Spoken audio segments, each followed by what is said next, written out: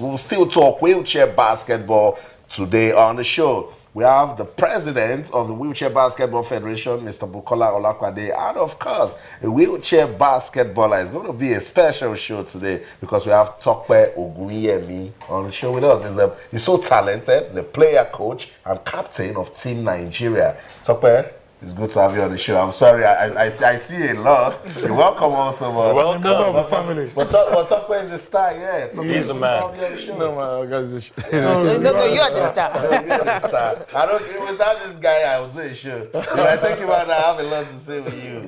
It's so ironic you started on this note. 2 days ago, Tope told us a story at the stadium.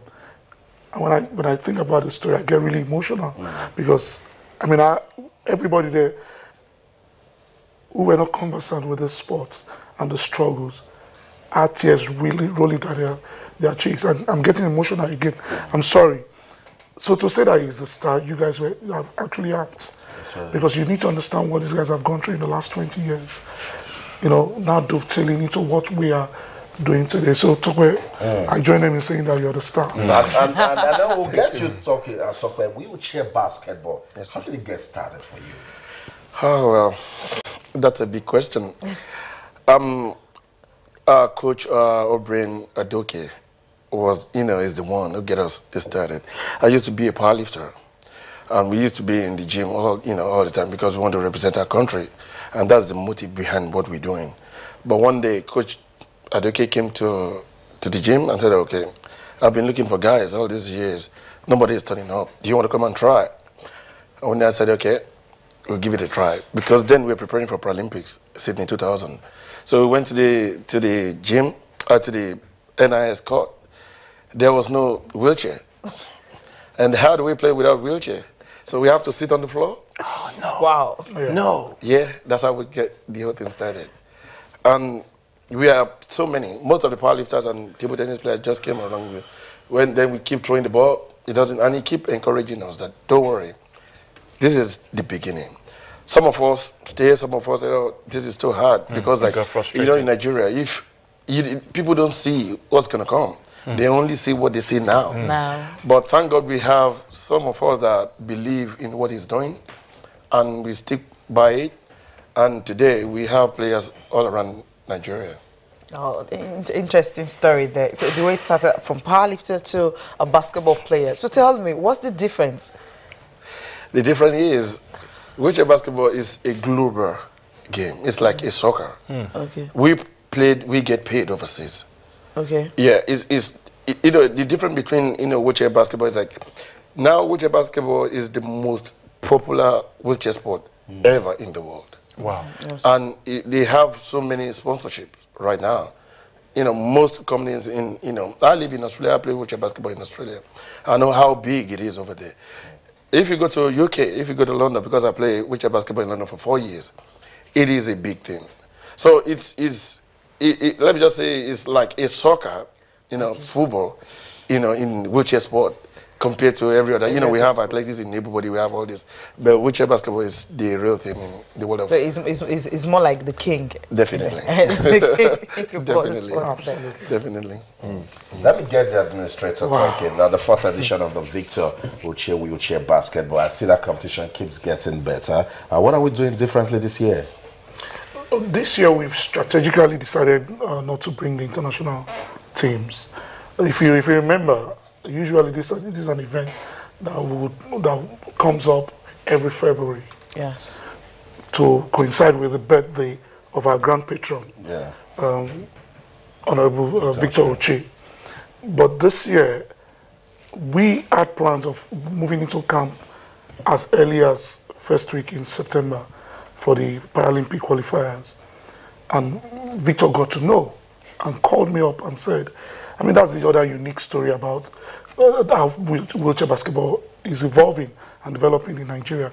He called me up himself and said, Buki, not because I'm not the office again. This is a project that we started together. It's a long-term project. And you did promise me that you guys would get me at least one ticket for the Rio Paralympic. Can you beat that?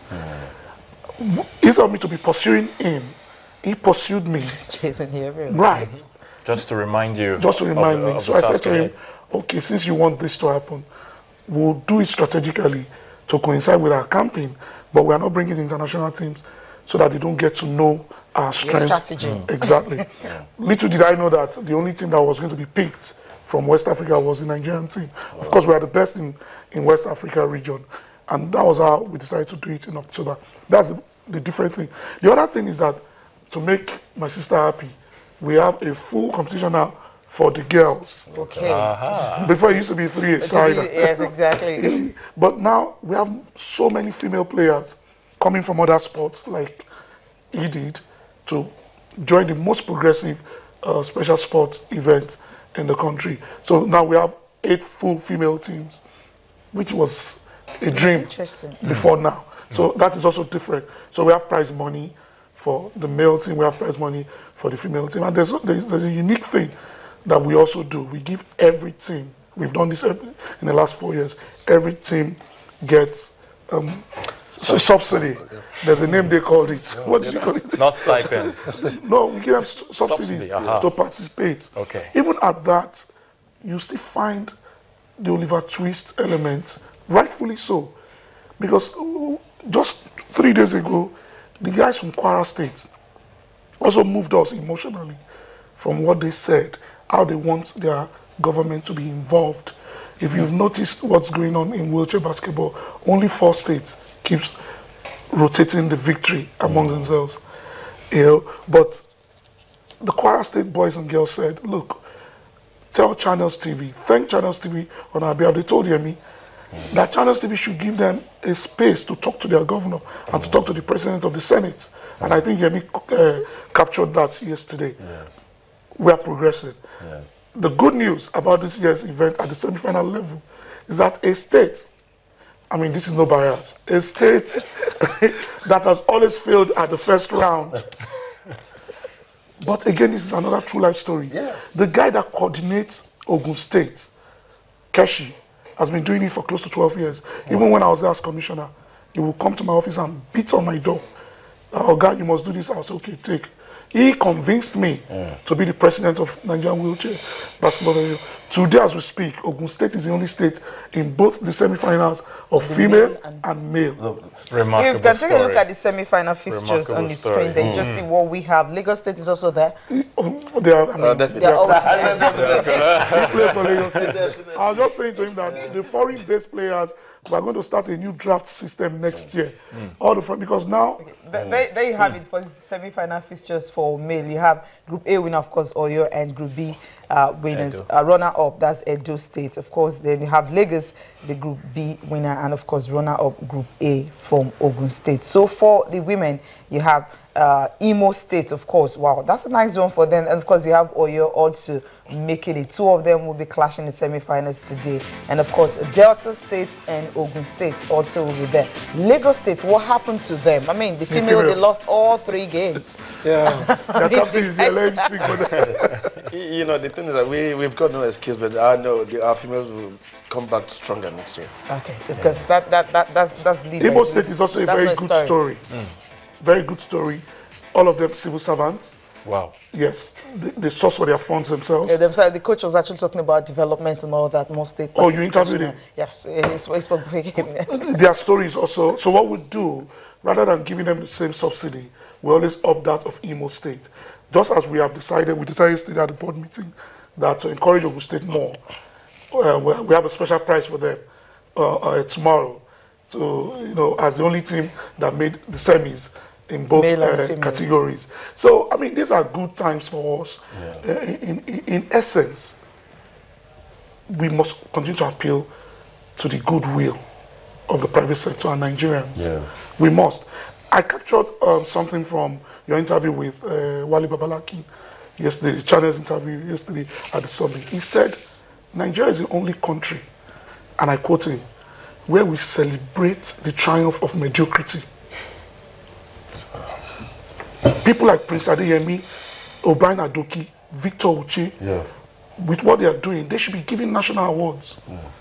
I'm not saying this because this is a sport I'm midwifing. I'm just saying that I've seen so many true life stories. When we started 4 years ago, it was only Tokwe his colleague, Chokwe, and Lukman, who were foreign-based. Today, we have close to 16 foreign-based. Okay, Chokwe, let's come to you again. I mean, your story is kind of interesting because the way you started the basketball and all that. Now, your move to, moving to Australia, and of course you played in the UK and all that. Tell us the story. Oh, yeah. When we started Wheelchair Basketball here, when Coach Adeke, bring every one of us together,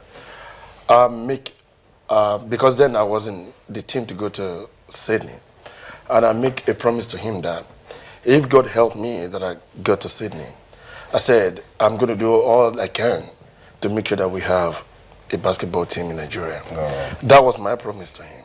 And he prayed for me and said, oh, don't worry. When you go over there, but don't forget us. So when we went to Sydney Paralympics, I was disqualified because I have a bad shoulder. So I couldn't train, I couldn't compete. But I remember the promise that I made before I left. So I was running around the wheelchair basketball players, wheelchair basketball people over there. And I was inquiring how we can get involved in wheelchair basketball. Then I met with some, with the president, then, president, and all the big officials. And I said, okay, we want to register Nigeria into wheelchair basketball, into IWBF. And they said, okay, you have to pay $200 or whatever.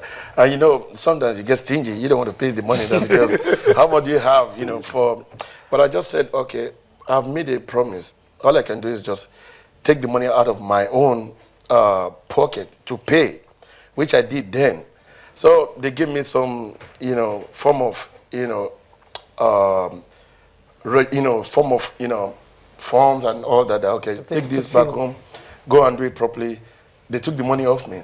So when I came back to Nigeria, I was so determined that now my life has already switched because I can't compete in wheelchair and I can't compete in powerlifting anymore. So this is a new career, and I said, okay, God, you've already chosen a career for me before I even travel. And you're enjoying it. I tell you, I will want you to come and train with us one day. The Yobo. Yes. Before we depart from that, prior to 2011, every competition, except for Algiers, 98, the All-African Games that Nigeria took part in, prior to this era, Tokwe paid for the registration for the Nigerian team to participate abroad. Remarkable. From his pocket. Interesting. A minimum of $3,000 each time. Tokwe, you dare not make me cry. He's a superstar. In fact, you should be a mega star. I'll leave and you come and anchor this program. Okay, I just want to find out. I mean, looking at from the remarkable story we've seen, Buki, I'm throwing this to you. How confident are you, that in the next few years from now we'll still get to see more, wheelchair basketball ballers coming into the fray? I thank God that my love for special sport did not just start 4 years ago. As a commissioner, we spend more money on special sport than any other sport. And that was why we were able to move from 19th position, and I left Ogun State on the second position at the National Sports Festival. From third, my first sports festival, we came third. My second sports festival, we came second. And most of our medals came from special sports. So my love for special, I have a son that is also disabled. So you can understand my passion for special people.